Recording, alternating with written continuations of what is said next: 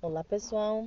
Então, o nosso tema é rastreamentos na atenção primária, tá? Mas antes, vamos fazer algumas considerações, algumas reflexões, fosforilar o pensamento um pouco. E eu começo com essa frase super animadora para os futuros médicos, de que a medicina é a ciência da incerteza e a arte da probabilidade. Ou seja, nunca saberemos tudo de tudo, né? Muito bem.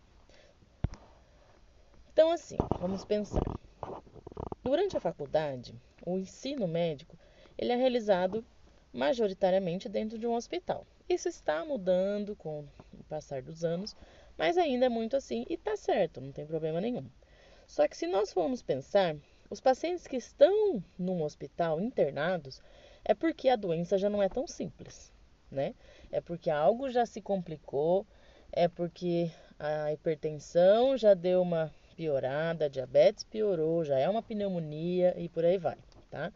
Já não é uma coisa tão da população. Ou a doença é algo que não é comum, que é meio exótico, meio raro. E aí, isso gera nos alunos essa noção de que as coisas mais raras, mais exóticas, elas têm que ser priorizadas, que a gente tem que pensar meio que primeiro nisso, tipo, tudo é lupus, sabe como? Né? Ou de que tudo é meio grave, né? De que as doenças elas têm essas manifestações já mais graves. Porém, graças a Deus, fora do hospital, ou seja, num ambiente ambulatorial, na atenção primária ou no seu consultório, quando a gente fala em população em geral, a população em geral não está doente, né? E se está, são doenças mais leves. Ou seja, nós vamos lidar no dia a dia de um ambulatório com doenças assim, de menor porte, mais fraquinhas, mais benignas, né? Deus é bom e a maioria das doenças são benignas. Autolimitadas que vão melhorar com, sem ou apesar de nós, não é? Que vão melhorar sozinhos, geralmente, né? Por exemplo, uma IVAS. E que a clínica muitas vezes vai ser vaga, tão vaga que não vai nem saber que teve, né? Por exemplo, se a gente for pegar de exemplo a hepatite. Uma hepatite que está dentro do hospital, um paciente internado por hepatite, ele tem todos aqueles sintomas de livro, né? Icterícia, hepatomegalia, blá blá blá. Mas um paciente fora do hospital com hepatite, como que a gente descobre?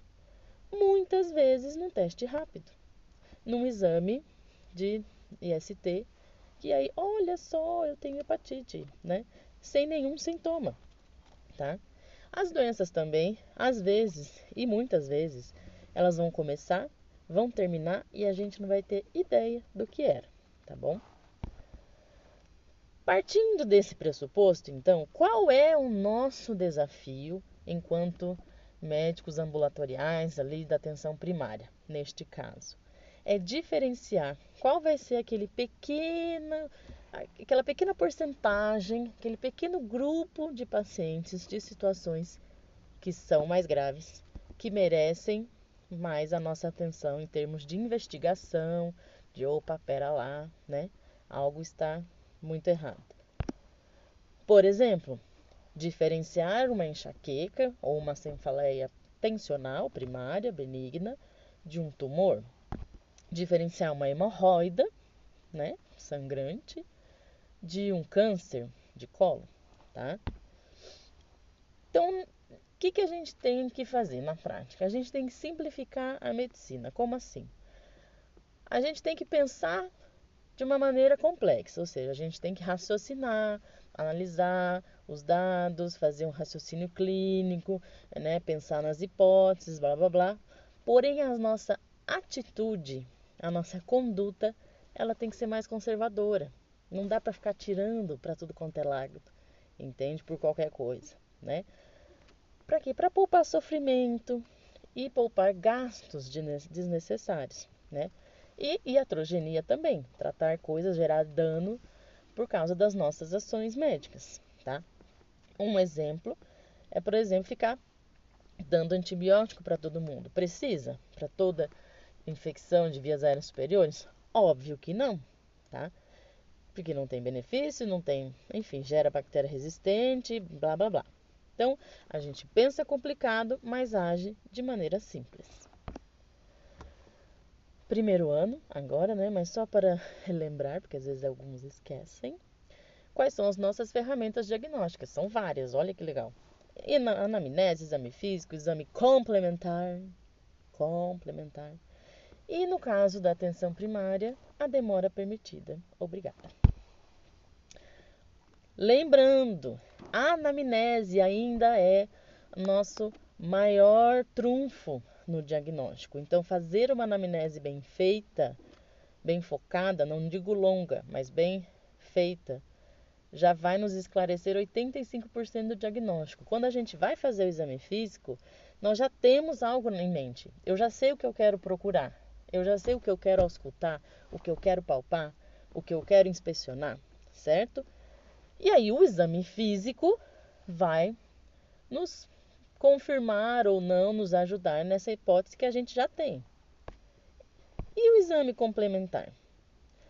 Como a palavra mesmo diz, ele é complementar. Ele complementa um raciocínio, tá? Eu estou falando assim de uma maneira meio enfática, por que não dizer agressiva, porque hoje em dia muitos médicos usam o exame complementar como o início do pensamento. Você começa pelo exame e depois você vai ver o resto, certo? E não, ele complementa o nosso pensamento, 5% do diagnóstico.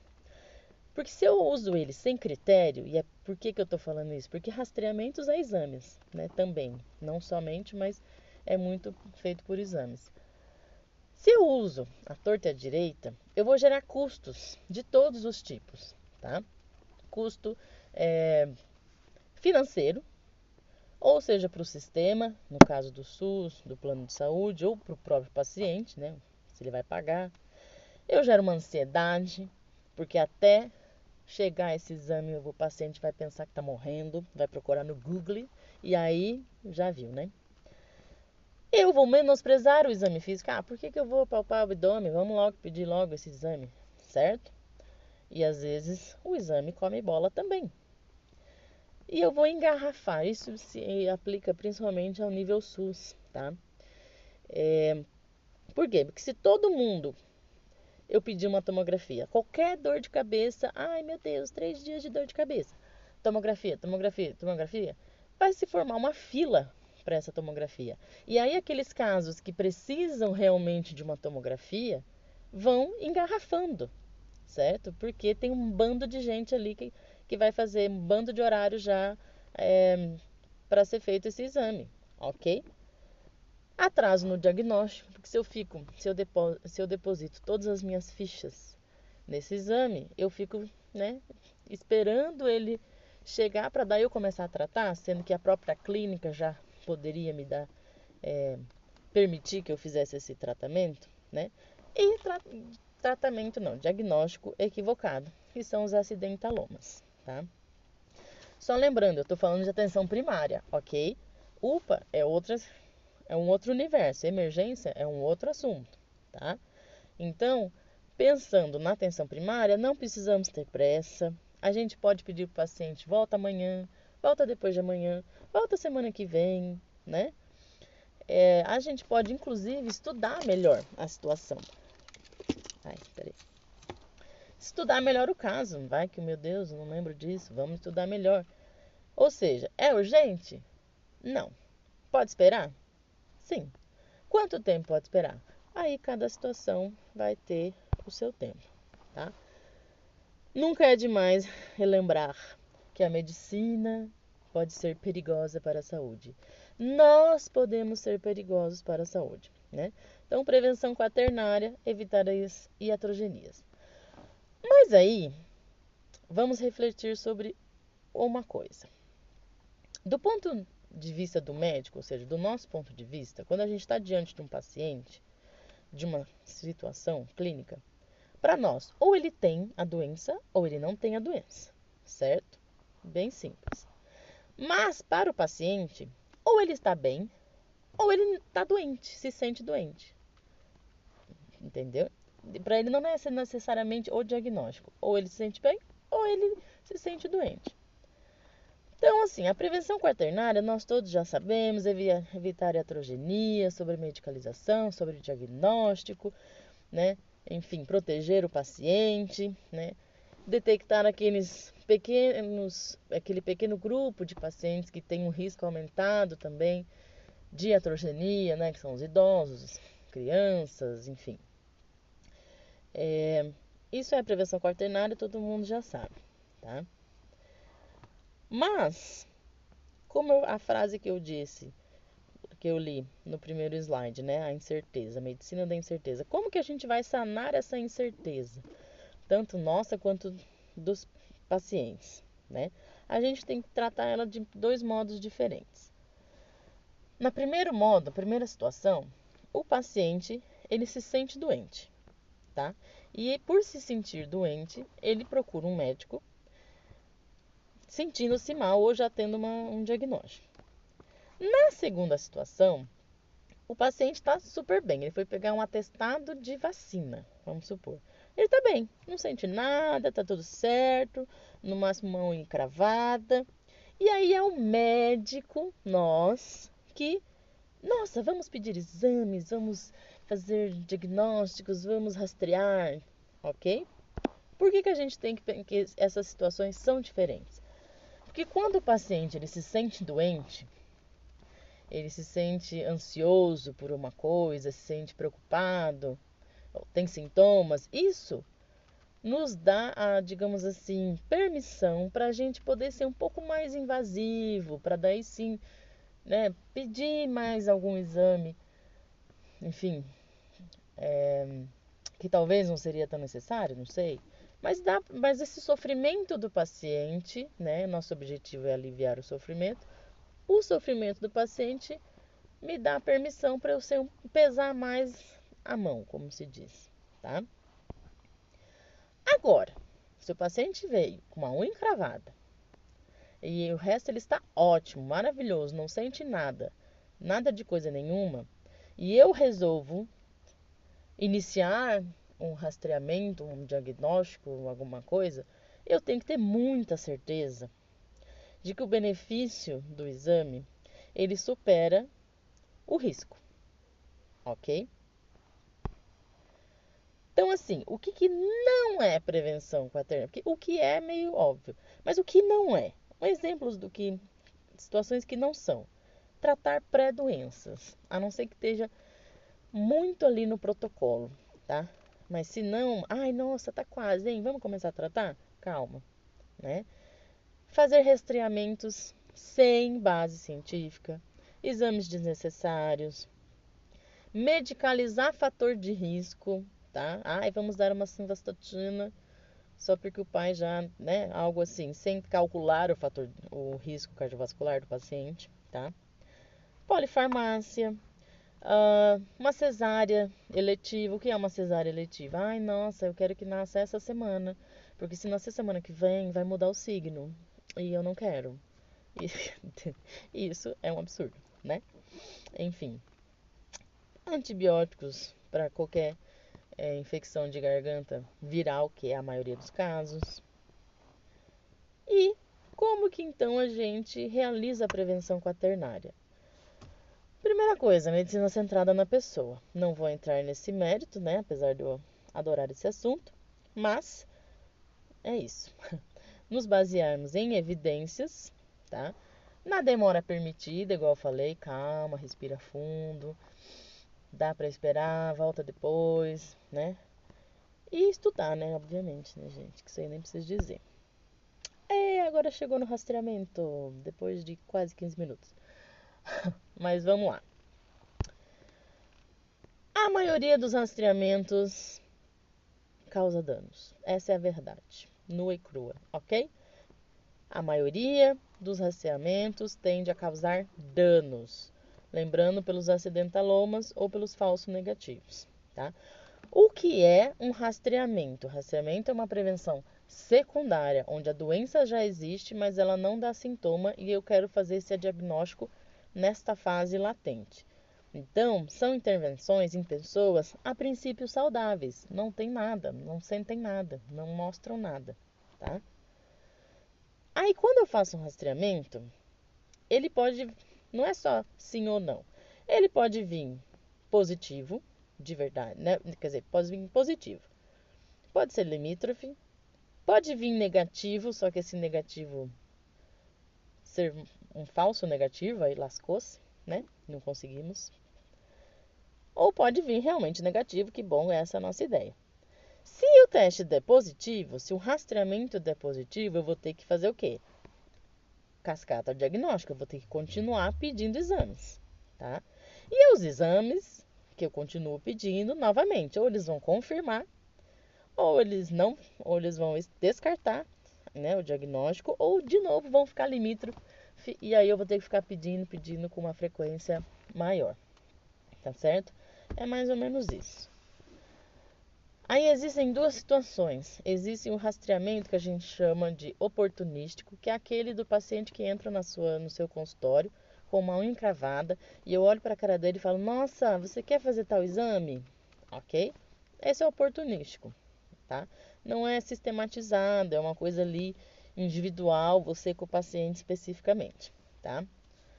E existe o rastreamento organizado, que é o quê?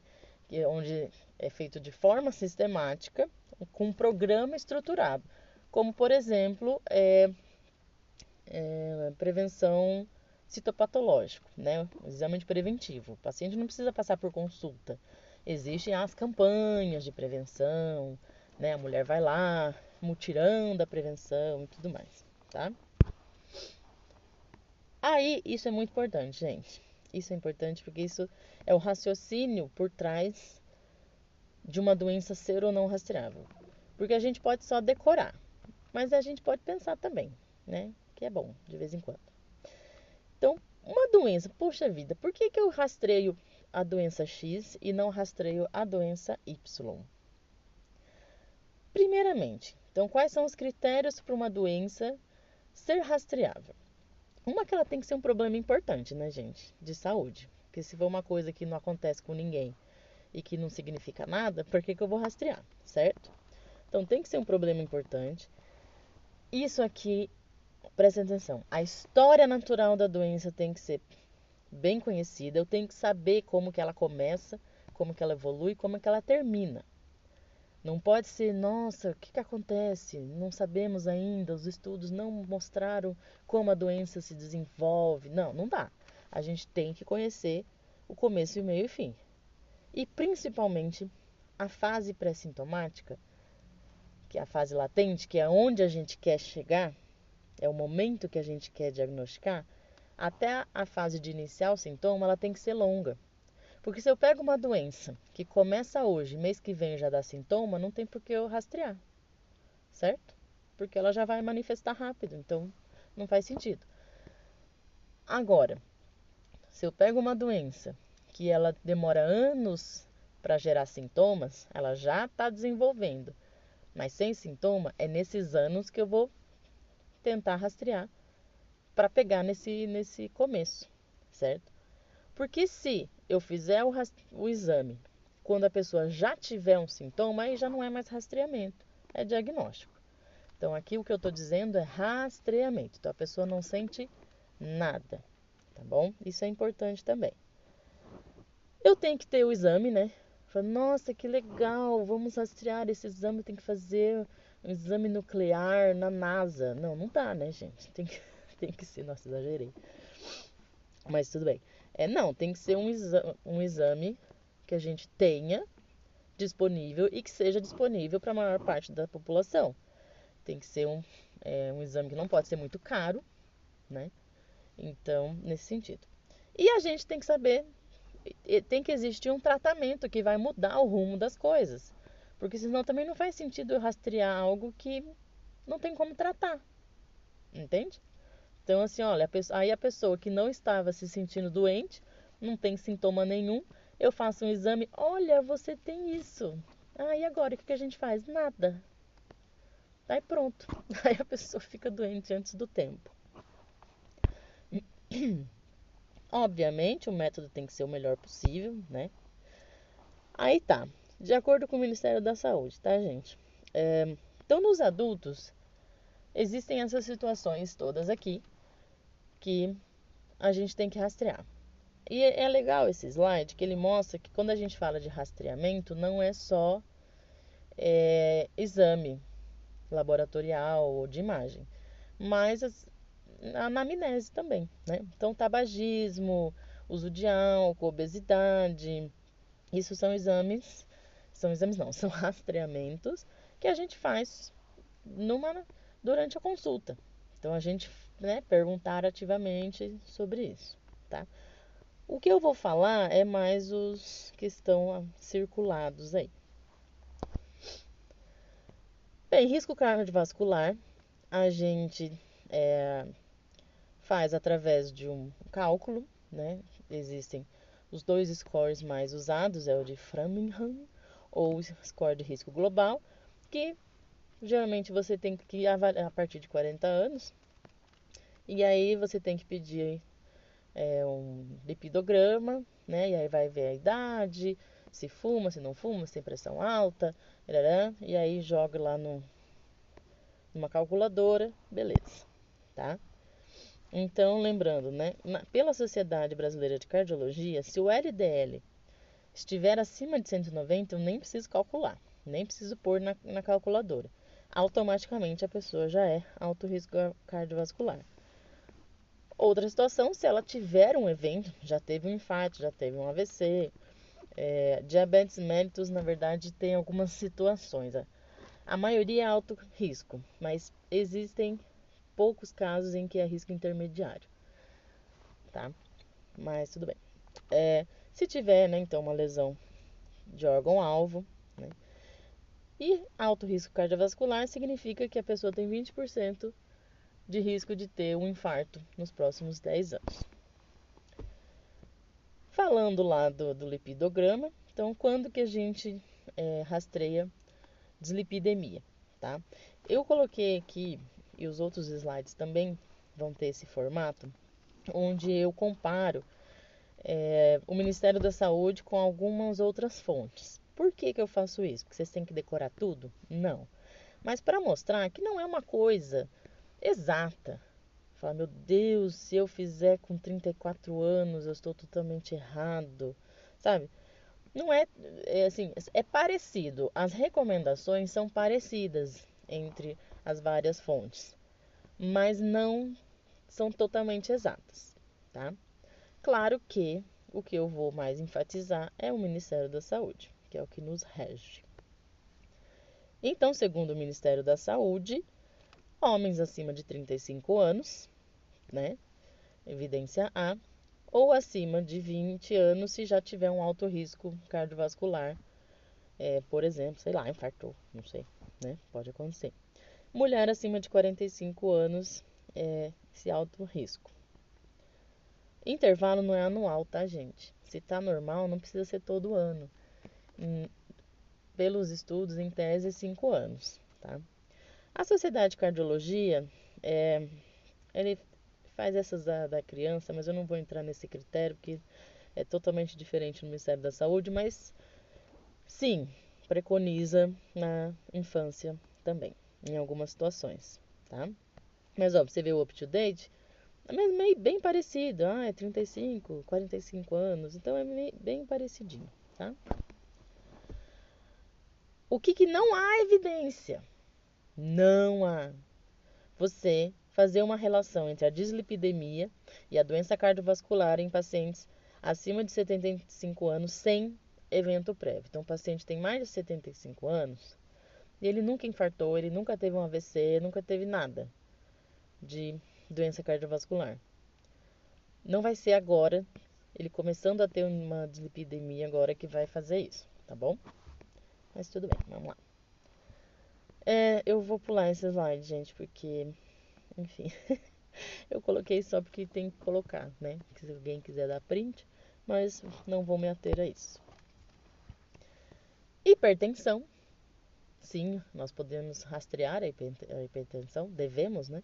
Então, passou pessoas acima de 18 anos, ou igual a 18 anos, aferir a pressão a cada 2 anos, se for um valor super normal, né, 12 por 8, ou anual, se for um valor ali intermediário, tá? Diabetes. A diabetes mudou recentemente, em 2024, tá?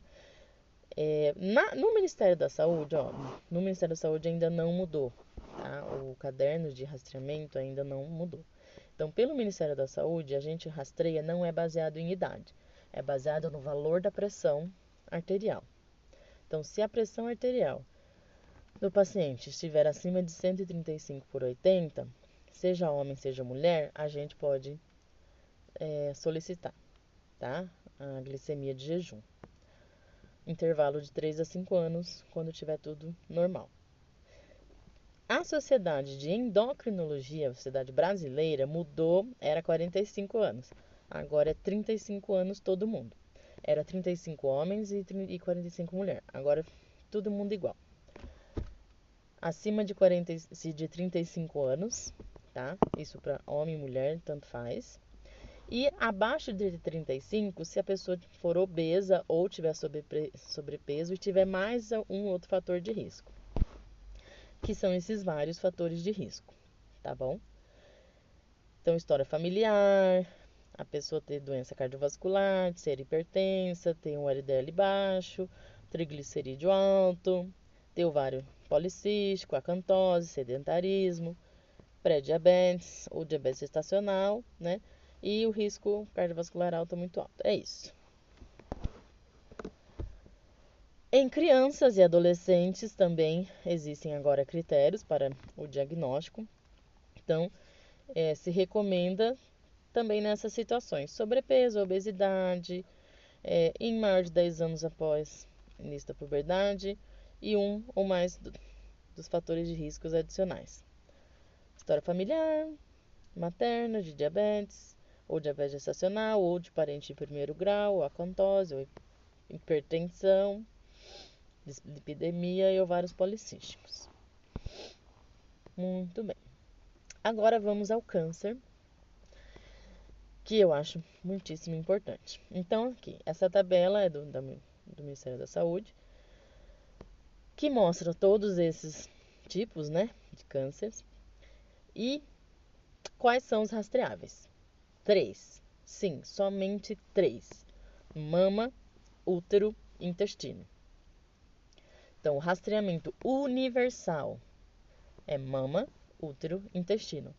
Ai, mas nossa, próstata! Vou falar mais pra frente. É individualizado. Ai, mas o pulmão! Tem que ter carga tabágica X, é um exame que não é disponível. Enfim. Então, vamos lá. Antes de eu entrar nos outros, só para lembrar então do câncer de pulmão, nós não rastreamos, tá? E aí, só que assim, alguns alunos falam: nossa, mas eu passei lá no ambulatório de oncologia, daí falaram que em pacientes tabagistas tem que fazer a tomografia de baixa dose. Calma, gente. Tabagista tem que ter uma carga tabágica alta, tem que ter mais de 55. Então, ó, um maço por dia por 30 anos, tá? Mais de 55 anos. E o exame é essa tomografia de baixa dose. Ou seja, atenção primária nós não fazemos isso, ok? Mas só coloquei aqui para não dizerem que eu não coloquei. Mas o importante, raio-x não rastreia, tá, gente? E parece óbvio, mas tem paciente que chega no nosso consultório, que é tabagista, e que pede um raio-x para ver como é que tá. E às vezes até assim: ai, minha esposa pediu para eu pedir um exame que faz tempo que eu não peço, porque como eu fumo muito, ela quer tirar uma chapa do pulmão. E aí, se o aluno, né, ou o médico for desavisado, pede, o raio-x vem normal, porque o raio-x não tem essa capacidade de detectar câncer de pulmão em estágios iniciais. Aí fala: nossa, olha que legal, tá tudo bem. Aí o paciente ainda fala: ó, viu, tá tudo bem, viu, posso continuar fumando. E é isso, o pulmão é isso. Câncer de mama. Câncer de mama, nosso queridinho, né? Isso eu acho que todo mundo sabe, de trás para frente, frente para trás. Mas, só para reforçar, né? Pelo Ministério da Saúde, acima maior ou igual a 50 anos, até 69. Pela Febrasgo, amplia mais essa faixa etária, 40 a 74 anos, tá? Acima de 35, se fator de risco. Intervalo a cada 2 anos. Beleza? Bienal. Isso é importante também. Cai em prova de residência. Vira e mexe. Tá? Colo de útero, que também é outro queridinho do Ministério da Saúde. Mulheres em idade sexualmente ativa, né? De 25 a 65 anos. É tudo meio parecido as fontes. Na verdade, fala assim, 10 anos após o início da atividade sexual, né? Se considerar que tem mulher que começa com 12 anos, dá para pedir um pouquinho antes. Mas no papel, no protocolo, é essa a idade. Intervalo, se você tiver 2 anos iguais, sim, é anual. Mas se por 2 anos tiver negativo, desculpa, né, normal, você pode dar um intervalo de 3 anos. E aqui, algo que deveria ser um queridinho do Ministério da Saúde, mas não é, as pessoas não falam, então isso é uma coisa que eu bato muito nessa tecla, é o câncer de intestino. Por quê? Ele é um câncer que sim, deve ser rastreado universalmente, né, na população alvo, tá? E ele é um câncer evitável no sentido assim, a progressão. Ele é um câncer que tem altas taxas de cura se você descobre nas fases iniciais, aquelas lesões iniciais ou até mesmo lesões pré-malignas, tá? E é um câncer que quando dá sintoma, ele já está muito avançado. Então, se a gente esperar o sintoma, já provavelmente já tem metástase, já não tem o que fazer. É bem difícil de tratar quando ele já está na fase sintomática, tá bom? Que olha só, dá para evitar 90% dos pacientes a morte, se você detectar no início, tá? Então, qual é a orientação do Ministério da Saúde? Acima de 50 anos. Maior ou igual a 50 anos, até 75, tem que fazer o exame, tem que rastrear, tá certo? As outras sociedades, bem parecido também, né? Aí, isso aqui só, deixa eu voltar um pouquinho.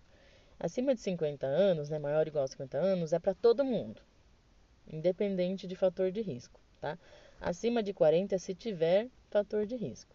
E aí tem um dado interessante, se vocês olharem aqui a tabelinha, a parte do up-to-date, que assim, é até 75, mas também pode se alargar esse período, porque como a população está vivendo mais e de forma melhor, né?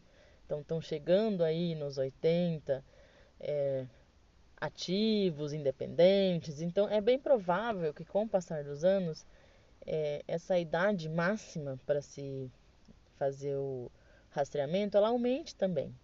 Porque vai compensar eu rastrear, porque a pessoa ela tá bem, ela tem uma expectativa de vida boa, tá bom? Então isso é uma coisa que no futuro provavelmente vai mudando. Fatores de risco, né, que daí a gente pede antes dos 50 anos. Se a pessoa já teve, obviamente, né? Se ela mesma já teve, já é um super fator de risco, né? Ou o câncer em si, ou um pólipo. Se ela tem doença inflamatória, se teve radioterapia abdominal, se alguém na família já teve câncer, né, coloretal ou pólipo, tá? E principalmente a idade, né, se é aquele tipo polipose juvenil, então se for mais na juventude ali, dos familiares, parentes de primeiro grau, né? Então esses são fatores de risco. Como que se faz? Então agora é assim, ó. A gente vai entre o ideal para o real. O que é o ideal? Padrão Moro, colonoscopia. Isso ninguém duvida, tá? Não tem melhor que isso. Tem essa colonografia virtual, enfim, mas que também ninguém faz. Tem a retossigmoidoscopia a cada 5 anos, né? E tem esse teste fecal também que não é disponível no SUS. O que nós temos na atenção primária? Sangue oculto nas fezes. Aí dá até uma tristeza, né? É o melhor? Obviamente não. É o padrão ouro? Com certeza não. Por quê? Sangue oculto é um exame muito inespecífico. Qualquer coisa pode sangrar, né? Uma úlcera, uma gastrite, uma doença inflamatória, qualquer coisa pode sangrar, né? E o exame, ele pode dar falso positivo por muitas situações, corantes e tudo mais, por isso que tem que fazer uma dieta bem bonitinha, sem tomar anti-inflamatório e tal. Então ele não é um bom exame. Mas é o que a gente tem no SUS, é o início de tudo. Então, a gente pede um sangue oculto. Eu, particularmente, costumo fazer uma desverminose antes do exame para já excluir esta variável, né? Mas não que seja uma regra isso, é só uma sugestão. E sangue oculto todo ano. Deu positivo? E agora? Aí a gente encaminha para poder ser feito, para o especialista solicitar a colonoscopia. Ah, encaminho para quem? Se a pessoa tem aqueles riscos, né, que eu mostrei, vai direto pro onco. Vai, nem que eles briguem com a gente, né, mas é a vida da pessoa. Se não tiver nenhum fator de risco, dá para ir pro gastro, pro procto, enfim, depende de onde vocês estiverem trabalhando. Então aqui eu já falei, muito bem. Próstata. A gente rastreia universalmente? Não. Não rastreia, tá? É só se tem fator de risco, ok? Que são esses aqui: negros, história familiar, mutações, obesidade, tabagismo, DST, inflamação da próstata, aí beleza. Fora isso, não é universal, tá bom? Então, pelo Ministério da Saúde, o nível de evidência é insuficiente você rastrear câncer de próstata em pacientes abaixo de 75 anos e não recomenda acima, ou seja, não é para fazer, ok? Principalmente se a expectativa de vida for menor que 10 anos. Por quê? Porque o câncer de próstata, ele é um câncer meio arrastado, né? Então, geralmente a pessoa morre com o câncer e não de câncer. Geralmente, claro, eu sei que tem os casos, né? Situações diferentes, tá bom? Aqui só para não dizer que eu estou mentindo, né? Então aqui é a diretriz da própria Sociedade Brasileira de Urologia, né? Em que ela fala dos homens de 55 a 69, mas você tem que pesar os benefícios, a decisão tem que ser individualizada, ou seja, é universal? Não. É isso, tá? Por quê? Porque o PSA, ele é um exame que ele analisa o tecido da próstata e não o tecido do tumor, né? E aí o que acontece? 2/3 dos homens que têm o PSA elevado não vão ter câncer de próstata. Porque assim, se você tem um PSA elevado, você vai ter que. O que acontece? Cascata diagnóstica. Você continua a, a investigação. Ultrassom, biópsia, né? E biópsia é um exame invasivo, dentro do centro cirúrgico, tira lá 12 pedacinhos, tem riscos e tudo. Mas vamos supor que faça tudo isso e, ai, não é, ufa, que bom. Só que, no entanto, contudo, entretanto, até 20% dos casos de câncer de próstata, o PSA é normal. Então, é um exame que, se tiver normal, eu não posso com certeza absoluta excluir, entendeu? Então, não me dá essa segurança toda. Por isso que ele é individualizado, tá? Além, então, a gente falou das doenças crônicas, né? Dislipidemia, hipertensão, diabetes, falamos do, né, câncer. E agora das DSTs. Então, nós devemos oferecer, né, para todo paciente adulto sexualmente ativo. O adulto, né? Se a gente pegar adolescente sexualmente ativa, ou seja, pessoas sexualmente ativas, né? E em gestantes, que faz parte da rotina do pré-natal. Tá bom? HIV, sífilis e hepatite. Aí uma coisa que é interessante, que é muito comum, vem a mãe com uma criança solicitando exames porque faz tempo que não faz. Eu adoro essa frase. Não tem nenhum significado. Ai, faz tempo que não faz. Sim, porque não tem que fazer, tá? A criança, gente, uma criança feliz, eu tô falando do Ministério da Saúde. Uma criança que é saudável, no sentido peso normal, estatura normal, desenvolvimento normal, exame físico normal, ou seja, corada, hidratada, tudo certo. Eu não preciso pedir exames, porque o que eu acho que essa criança vai ter de doença? Na verdade, na maioria das vezes que as mães, avós, enfim, vêm pedindo isso, exame porque faz tempo que não faz, é porque elas querem saber se tem anemia. Geralmente a criança não come bem, segundo elas, né? Não come verdura, não come carne, não come bem.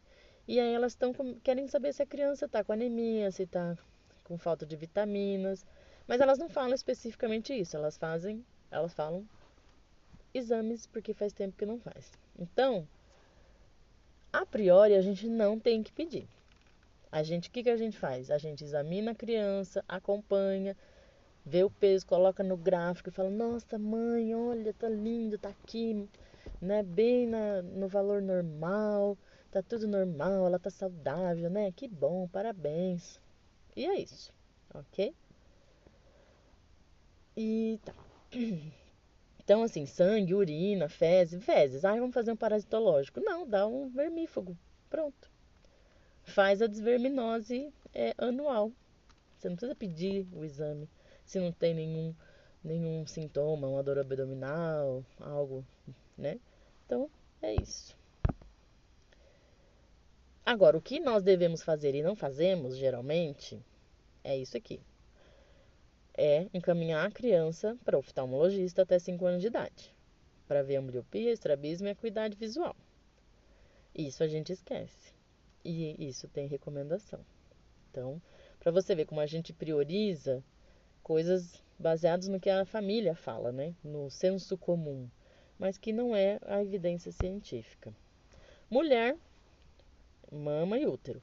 Mas e osteoporose? Não. O Ministério da Saúde não recomenda, não está indicado realizar o rastreamento universal com exames, ok? Não está.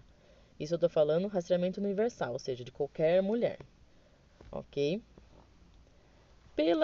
Isso pelo Ministério da Saúde, pelo Task Force, né? Força Tarefa Americana, acima de 65 anos, tá? Mas a gente pode, digamos assim, rastrear se tiver algum fator de risco, né? Então, assim, a própria idade, fraturas prévias, uso de corticoide, história familiar de fratura na pelve, baixo peso, tabagista, etilista, artrite reumatoide, ou se tiver alguma outra situação que a gente desconfie de osteoporose secundária, tá? Uma outra coisa em saúde da mulher que na atenção primária a gente não faz, mas que é muito comum médicos fazerem, mas assim, cientificamente não existe uma base sólida, tá? Se for algo individualizado, beleza, mas rastreamento universal não é recomendado. Fazer ultrassom transvaginal, não tem por que fazer, né? Mas e o câncer de endométrio? O câncer de endométrio ele sangra logo no início. Então, é aquela coisa da diferença entre a fase de latência, tá certo? Dosagens hormonais aleatórias, anual. Vamos fazer o meu check-up anual. Vamos ver a minha tireoide, né? LH, FSH, não tem evidência, ok? Saúde do homem, eu coloquei aqui porque saúde do homem não é próstata. Saúde do homem é doença cardiovascular, porque os homens morrem disso. Homem morre de acidente, porque eles se colocam mais em perigo, de violência, né? E de doenças cardiovasculares, infarto e derrame. É isso que mata o homem. Não é o câncer de próstata na maioria das vezes.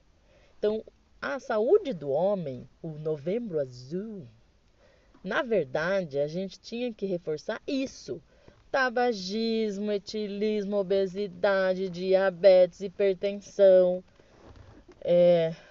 enfim, violências, né? Situações de risco, de perigos aí da vida, acidentes. É isso, é doença cardiovascular. É isso que mata o homem, na maioria das vezes, certo? Não estou dizendo que a próstata não é importante, pelo amor de Deus, não é isso. Mas na população em geral, é disso que o homem morre. Recado dado. O idoso, gente, saúde do idoso não é exame. O vovozinho, acamadinho, frágil lá, vou ficar pedindo colesterol. Não, meu povo, não. O que eu quero ter? Eu quero que ele tenha autonomia, que ele tenha inclusão na sociedade, na comunidade. Eu quero rastrear depressão nele, aplicar a escala de depressão geriátrica, entendeu? Fazer aquela avaliação multidimensional, ver a mobilidade, o risco de queda, tá? Ver se tem sarcopenia, né? Que aumenta o risco de queda, que aumenta a fratura de fêmur, que daí fica acamado e morre, entende? É isso, tá? Melhorar a qualidade de vida. Então, geralmente, acima de 75 anos, as intervenções, elas, na maioria das vezes, são desnecessárias, tá? Os rastreamentos.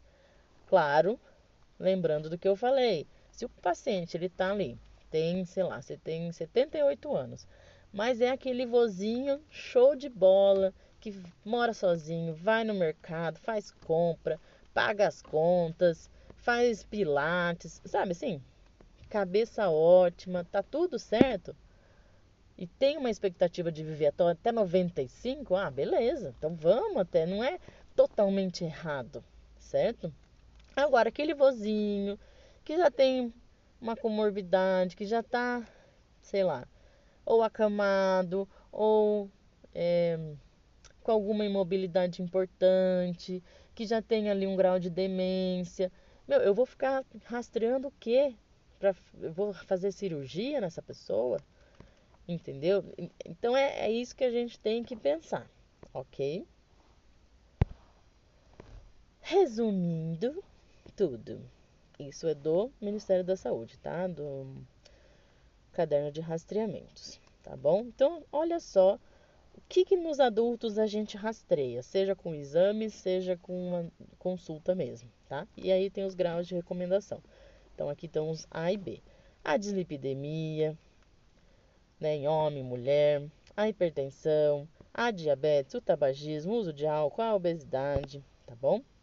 Além do DST, que não tá aqui, e o câncer, né? São esses três que eu falei, são os que a gente realmente faz o rastreamento universal. Não se esqueçam do câncer de intestino, tá, gente?